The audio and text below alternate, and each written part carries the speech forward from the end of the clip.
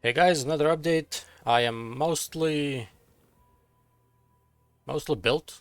There's only a couple of levels missing, and well, I mean, obviously, the items can always be better. I like this bow. It's not even triple elemental. The fizz for me doesn't really do anything because I don't really convert anything. Got a Hyrie, got a fledgling, got some gloves, got a Stygian Vice, which I crafted myself because I needed intelligence because of the mercenary, which I'll tell you guys about in a sec. Some boots, taming, pretty solid quiver, and I decided that attack speed is actually probably it's probably not the best. Well, I mean, it's nice for the feel of the build. The arrow would help in tight maps, because in tight maps this build sucks. Because you know, the projectiles sometimes just go into the walls, and then the pods don't even spawn if they decide that the wall is too close, because it selects like a random spot where it fires the pod. Like, it could be close to you, it could be far. Like, this time it selected one close, but you know, if there's a wall nearby, chances are you're just not spawning pods.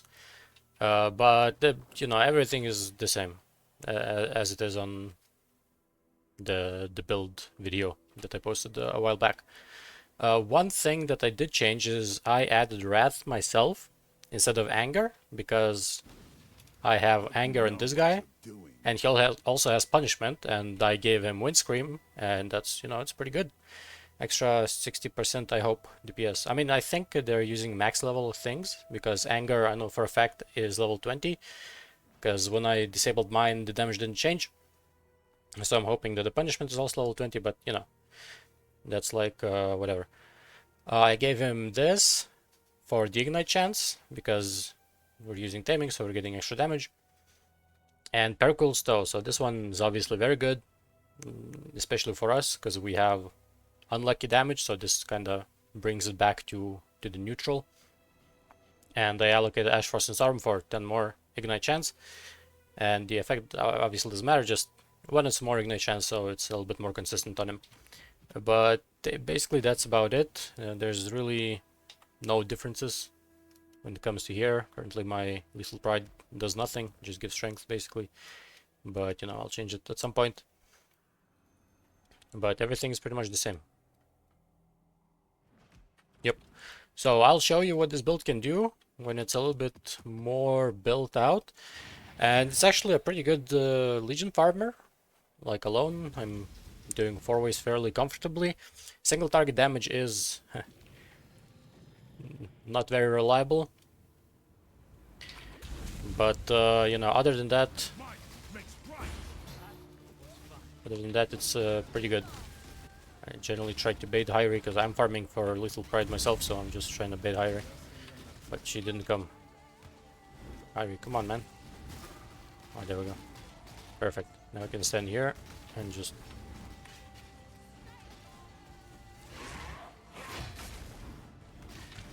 The distance of the projectiles is pretty good, so we don't need to go that far. We are an evasion build though, so obviously we still need to like dodge and stuff, move around.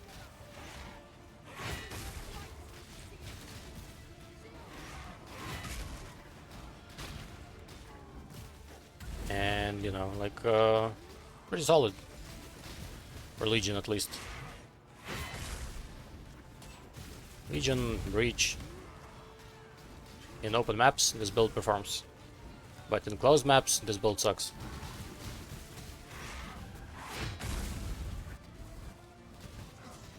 So before you get your 4 Void Stones in, you can sustain like the maps that you want, like, you know, I don't know what you're playing, like maybe Dunes. I'm playing Park, I like Park. Before you get to your 4 Void Stones, it's a little bit annoying to play this build. But, you know, once it gets going, it's pretty solid.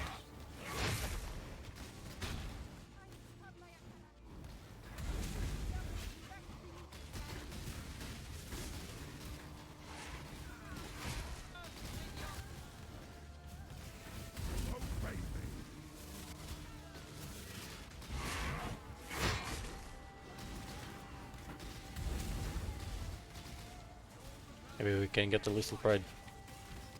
Would be nice, with double damage. I don't think so. so far. Haven't really had any luck with little sprites. They're kind of mid.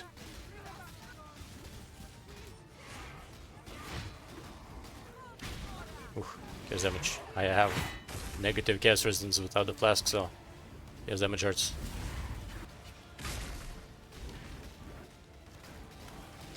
But who needs defenses when you got damage, right?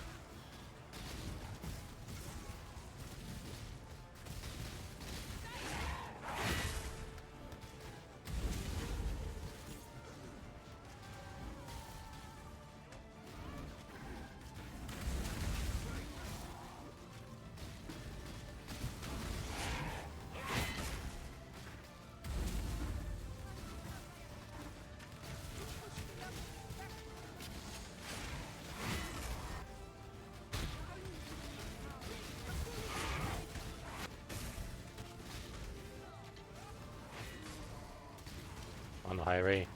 Perfect. A bit too far away, but it'll do.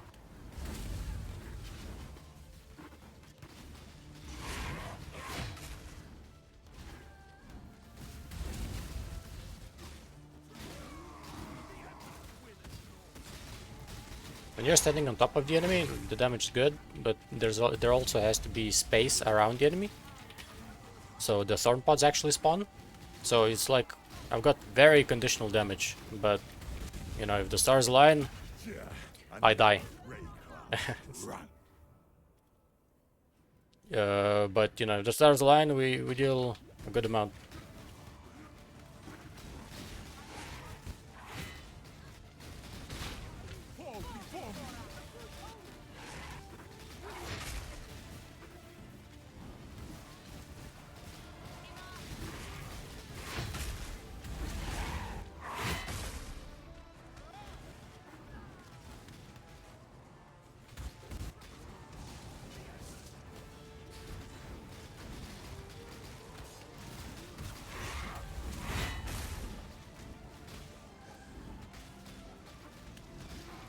Two and a half pros, you know, not too bad.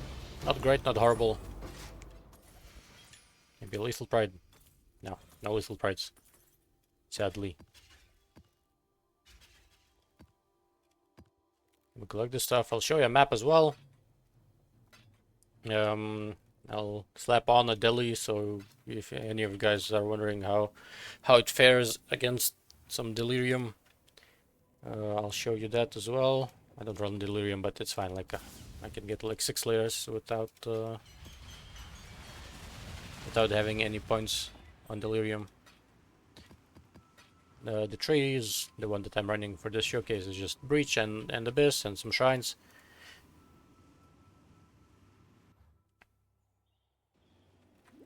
And I slept on this.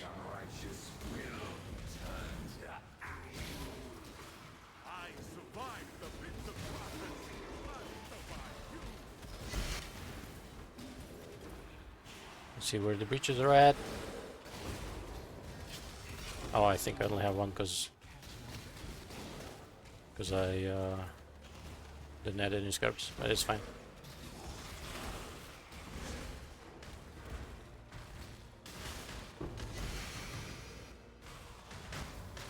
The clear is basically off screen because the projectiles shoot very far.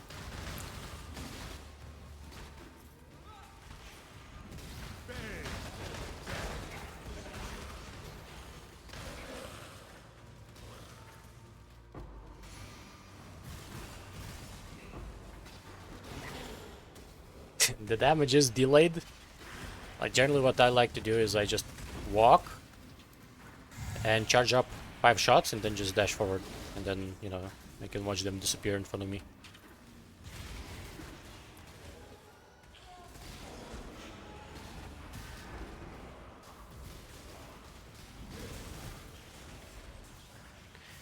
Where's the boss? Bottom left, probably.